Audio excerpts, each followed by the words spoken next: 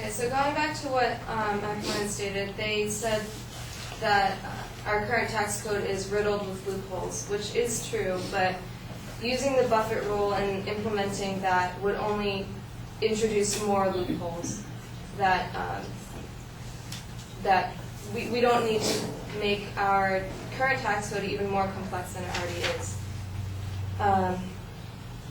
They also stated that people are already unwilling to invest because they don't know what businesses are going to do well in this economy.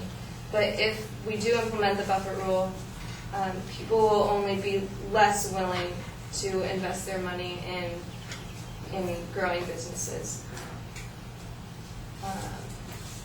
They also stated that we need to simplify our tax code, which I don't think that if we were to implement the Buffett rule, that would be going kind of against simplifying the tax code.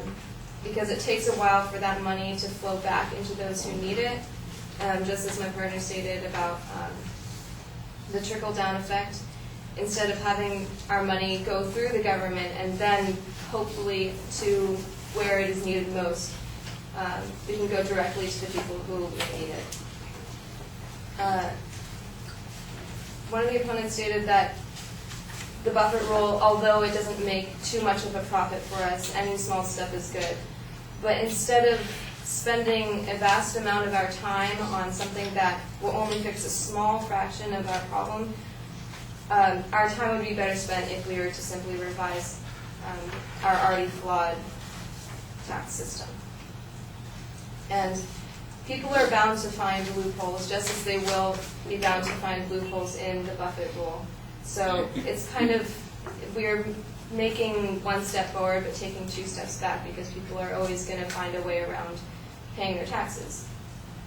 Back to what I was stating earlier is that 10% of the people who make the most money in our country, they're already providing a higher percentage. They're providing 70% of the tax that is being paid to our government versus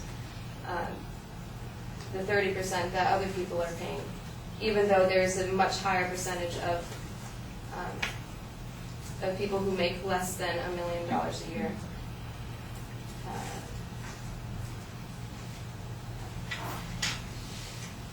Economist Douglas Holtz-Eakin states about the Buffett rule that it doesn't get rid of the alternate minimum tax. It doesn't get rid of any special loophole. It doesn't get rid of any special tax preference. So it doesn't really get the ball moving on the tax reform either. Another point is that the Buffett rule is a federal income tax, so versus a state or a local tax, and people tend to be weary about paying federal taxes versus local or state taxes, and they're less willing to implement such a tax. One example is that in New York, they passed a similar law, but because it was on a smaller scale, people were less afraid to go forth with such a law, and there wasn't as much controversy. Back to our point, instead of creating another rule that people are bound to find loopholes in, the best thing that we can do to help our economy is to simply revise our already standing tax codes that have loopholes. Our other point was that the amount of money that we would receive from the Buffett rule is very minimal to our current debt.